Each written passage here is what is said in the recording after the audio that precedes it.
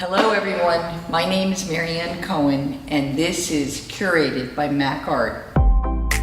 I've been an art dealer for 30 plus years and I own MAC Art galleries. Occasionally we open the gallery and invite in local artists so we can see their work and I can give them some critique and some guidance to help them in their careers. Today we're going to meet Kim Frimel. Hello, how are you? I'm good, thank you. Come on over here. So tell me a little bit about yourself. I'm originally from Cleveland, Ohio. Started drawing and painting in school and high school, went to the Institute of Art. I wasn't really a painter until recently, like the last 6-7 years, and I just turned my drawings into paintings with India ink. I love black ink, and I feel like the absence of color is what creates the emotions. Limiting the palette when you're an artist is a great way to unify the works, give yourself a style. Some people are just painting all these different colors and it's all over the place, and it's one way to show you that you're unsophisticated. Now tell me, you are painting full-time, you work, or what do you do? Yeah, I work full-time. I'm a sign artist, so I do hand signage for retail. My art hasn't taken off yet.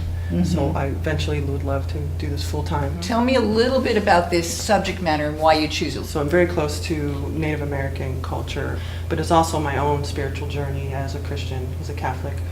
So a couple pieces will go in that spiritual realm. What do you think is your most successful piece in this grouping? The angel. And why? It came so naturally, and it fell together, and it actually, you know, when I was doing it, it's like she was coming out of the wall. And I didn't think it was anything I was going to keep, but then it touched so many people. Religion. Okay, this is a very universal subject matter that is close to everybody's heart. So it's kind of got a built-in hook there.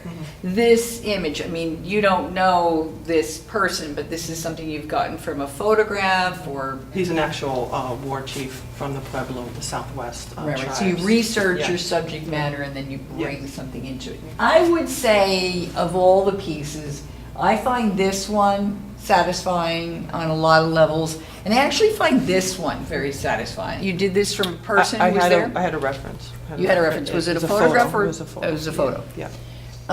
Yeah, I think that this could be developed as well, and it would be good if you actually worked from life models. Right. And this, you probably, did you use any kind of reference for this? No.